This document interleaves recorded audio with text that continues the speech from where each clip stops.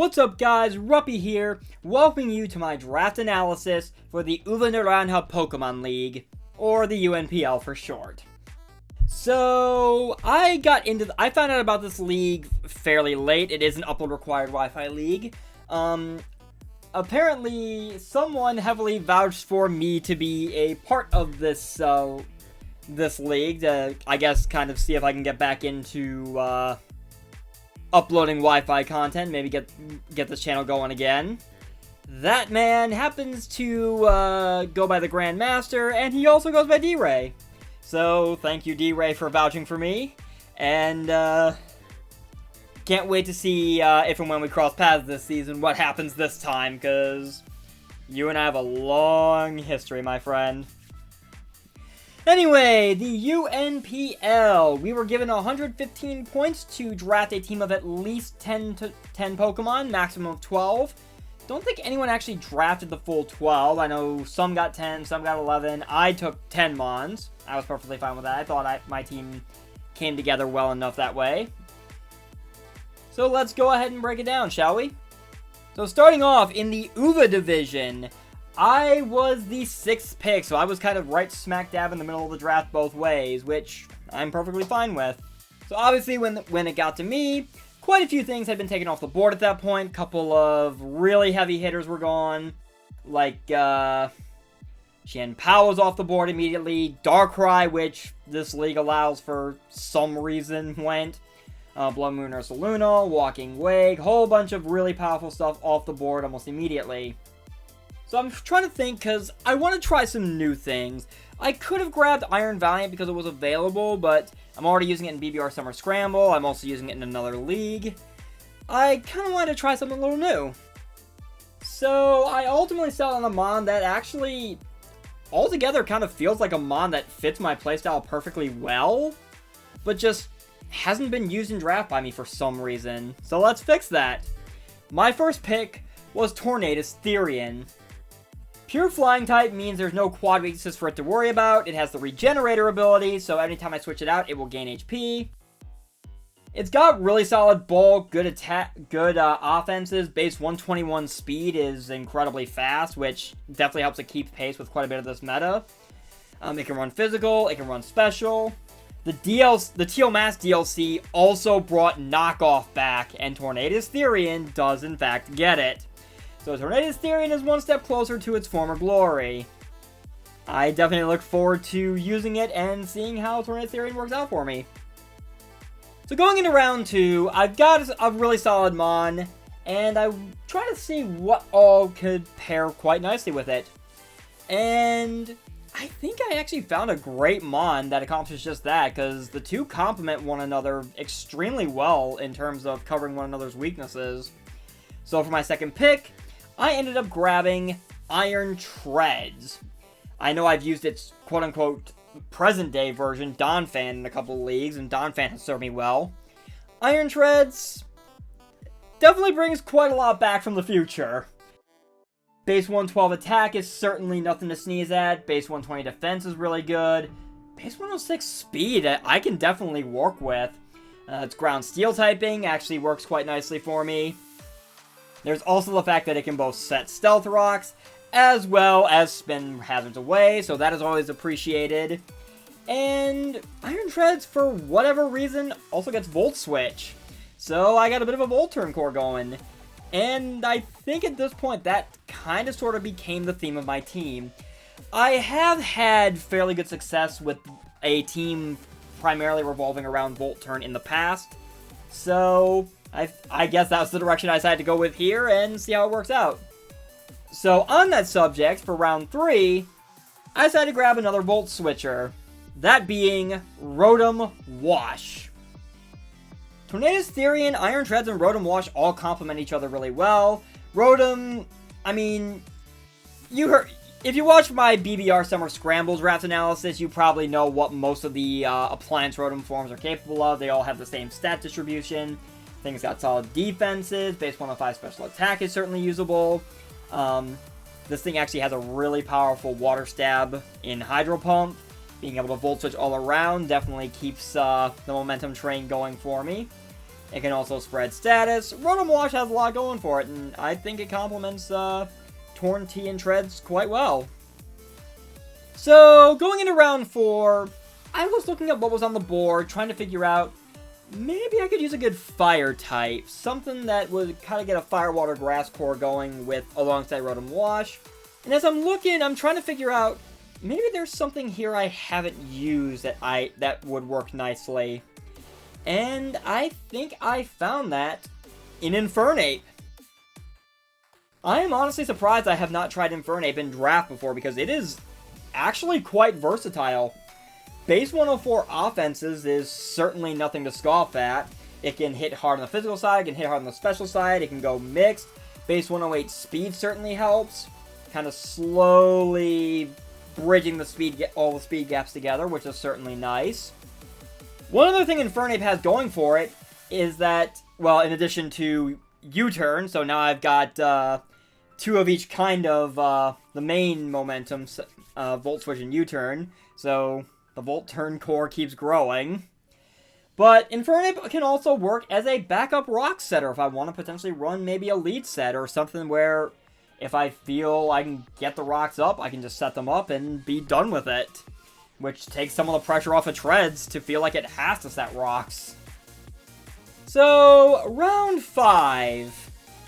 For round 5, I ended up deciding, you know what, I've got my Fire Water type. I want to add to the Fairy Dragon Steel core on my team. I want something that can kind of complement some of the mons I've got going on. Maybe handle some of the, maybe plug a few more holes. And ultimately, I decided to go with Mimikyu for that. Its Ghost typing makes it a spin blocker. Its Disguise ability means this thing has to take a hit first before you can actually start damaging it. So Mimikyu is kind of threatening in that regard. It's got solid offenses, a good special defense stat, base 96 speed, kind of keeps bridging things together. So, all in all, Mimikyu actually works out quite nicely for me, I think. There's so much I can do with this thing. And so many problems it can cause. So going into round 6, I have kind of ripped my budget apart a little bit. So I need to start looking at things that are not in the double-digit point values, basically. So my hunt for solid mons in that regard led me to thinking, you know what? Maybe I should finish my Fairy Dragon Steel core. Maybe there's a decent point value dragon on the board I haven't tried yet. And there is, actually. It is a mon I have not tried. It's a mon I've been wanting to try for a while. And it's a mon that actually cost me a finals game in another league recently. I'm debating doing a video on that, kind of breaking that down when we get to that point. That would be Dragalge. Poison Dragon is a really interesting typing. Its ground weakness is basically covered by Rotom Wash and Tornadus Therian, so I'm kind of flip-flopping back and forth on that a bit. Gives me another fire resist, water resist, electric. There's a lot of things this thing resists. It's a solid special mon. Base 123 special defense is nothing to sneeze at. Base 97 special attack coupled with adaptability. This thing hits stupidly hard. Not to mention the fact that it can set up toxic spikes. So, that is another half that I have at my disposal. Also, Dragalge has Flip Turn. So, another mon that is able to pivot out when necessary. And kind of allows me to keep momentum going and keep my opponent guessing. A slow turning mon is always appreciated to complement the faster ones, especially since it can eat the hit, then flip turn out, and then all of a sudden I've got a much faster, much more threatening mon staring them down. So I think Dragalge will do good things for me. So it's at this point I begin to realize, one, maybe I should finish my Fire, Water, Grass core now I got my Fairy Dragon Steel core finished. And 2, do I really want Iron Treads being my only form of hazard removal? Because I feel like that's gonna kind of pigeonhole it a bit. So to kind of take some of that pressure off, I went with a tried and true Grass mon that is able to fulfill that role. That being Serena. Serena has base 98 defenses, and I can tell you from first-hand experience, this thing is able to eat a lot more hits than you think it can. Base 120 attack is certainly threatening as well. The Queenly Majesty ability basically makes this thing immune to priority moves, which is always appreciated. And considering it can also U-turn out to further add to my momentum core, I think Serena can accomplish a lot. Especially since it does get rapid spin, so that's some of that pressure taken off of treads. And with the Teal Mask DLC, Serena also got knockoff back. So this thing is able to be a menace in terms of stripping my opponent of items as well. So I am able to kind of pave the way to victory. So going into round 8 now, I have a bit of a dilemma.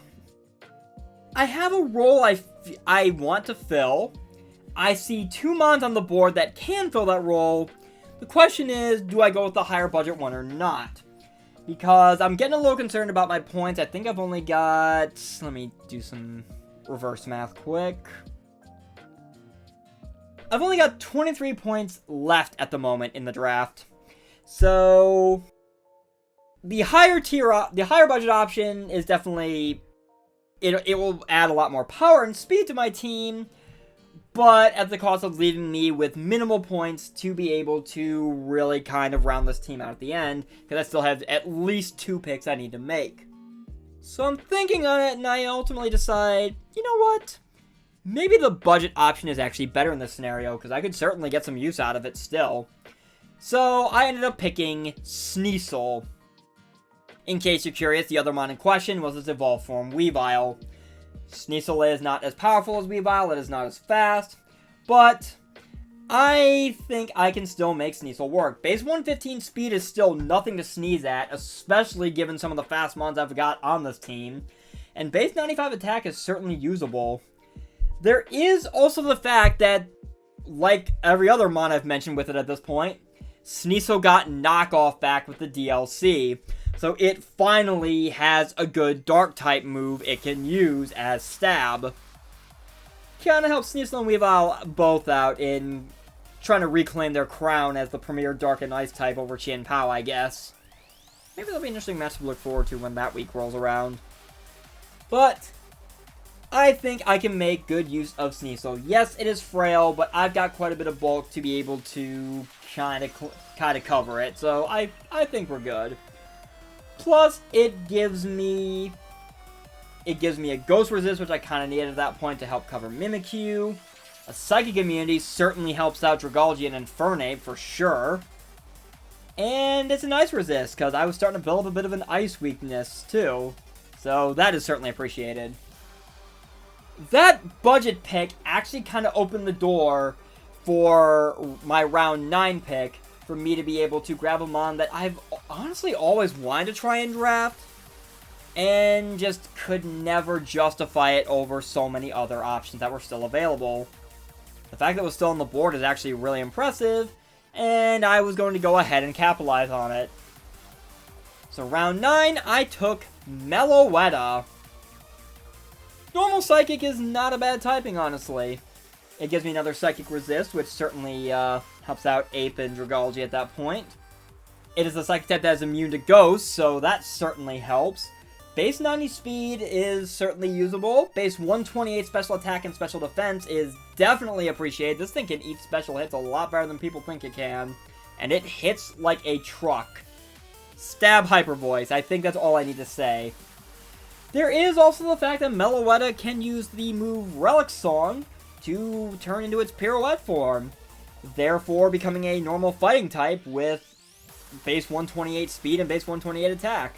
So Meloetta can kind of go either way depending how I play it. It's certainly got quite a few options available to it, and it's going to hit like a truck either way. So, going to be interesting to actually get to try Meloetta out and see what it can do for me. And now we enter round 10, my final pick. Technically, I did leave a point on the board, and I could have maybe grabbed a 1-point mon, but I felt comfortable just ending my draft where I did, and just going from there. So, there's a mon I'm definitely looking at. I'm surprised it made it back to me, and actually kind of survived the draft all the way to this point. But I decided, you know what? Why not? Let's grab it, and let's see what kind of chaos we can wreak with it. My final pick of the draft was Ditto. Ditto's mere presence on my team creates an eternal mind game. because my team is so momentum heavy already and has a lot of heavy hitters and a lot of good bulk throughout it. It's honestly probably one of the most balanced drafts I think I may have built. So what Ditto adds to that is the mind game of, how on earth do you actually beat my team? Because if you think you've got a perfect mon that can set up or has the tools necessary to be able to clean house on my team, I could very easily just send in Choice Scarf Ditto, Imposter will turn it into that mon, and I could very easily turn the tables on you if that's the way things go. It always leaves it in the back of your mind whenever you have to prep for me now that, do I have to worry about what would happen if this set fell into Ruppy's hands because of Ditto? It's certainly appreciated. I love the mind games that Ditto creates, even if I don't bring it. So with the draft done, I now need to address the matter of my team's Terra Captains. The UNPL is basically running the same Terra rules that I believe the PPL did. We had 18 points to spend on Terra Captains. The points you could spend on a mon is equal to how much it was to draft it. Only mons that were 12 points or below were allowed to be picked as Terra Captains. And you could assign them 3 Terra types, one of which having to be a type it already possessed. So you could always have access to the times 2 stab typing. The quote-unquote adaptability typing, I guess. So I already knew right out of the gate which one mon in particular I wanted to draft, or I wanted to use as a Terra Captain, which kind of ate up a whole bunch of points, but honestly, I think overall both my Terra Captains could be quite nice in the right circumstances. My Terra Captains being Sneasel and Meloetta. Sneasel can terrestrialize into a Dark, Fighting, or Ground type, Dark being my chosen stab typing, Fighting kind of flipping a lot of its weaknesses on its head, while still allowing Sneasel to be able to, 1, hit hard with Brick Break, or be able to still hit hard with Fighting type moves, or just go Terra Blast. Not to mention still having the Dark coverage for anything that would normally threaten a Fighting type. Ground is an interesting typing just because I think because it kind of flips a lot of the weaknesses. It neutralized a lot of the weaknesses Sneasel did have, while also allowing to basically be I think a fairly solid defensive typing to help out Sneasel while retaining its Dark and Ice type stab to be able to threaten some things that would come in to deal with it. Meloetta's Terra types are Normal, Fighting, and Fairy. Normal, of course, being my stab typing, because you tell me what wants to take a Terra Normal Hyper Voice from Meloetta. Fighting, again, kind of flips some of the weaknesses on its head, especially any Dark types that try to come in to deal with Meloetta. It also becomes a bit of a stab typing as well if I were to flip to Pirouette form. So that is some extra oomph that Meloetta would possess. And Fairy also kind of flips some of the typings around. And Meloetta actually, I think, is a great Terra Fairy mon. Especially if it were to go normal fighting, Fairy kind of helps open the door for that thing to certainly threaten some things that would potentially try to stop it. So that is the team. It's going to be interesting getting back into doing draft content regularly and actually doing YouTube regularly again. Don't know where things will go. I'm not going to make any promises, but I am going to try my best and see how this run with the UNPL goes. And what could come of it from there, what the future it holds. So, thank you so very much for watching. I've been Ruppy, and my Columbus Swoo and I will see you guys next time. Take care.